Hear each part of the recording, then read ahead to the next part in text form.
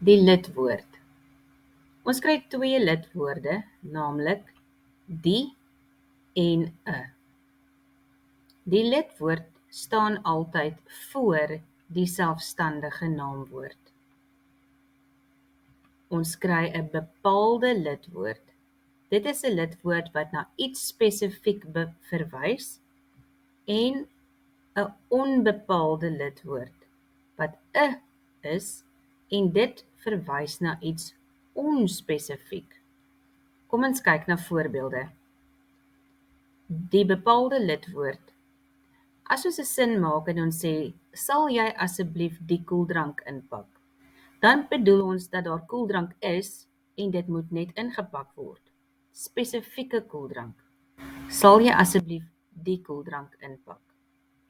Maar wanneer ons 'n gebruik, die onbepaalde lidwoord, en ons sê, sal jy asseblief 'n koeldrank inpak, beteken dit dat daar enige koeldrank ingepak kan word.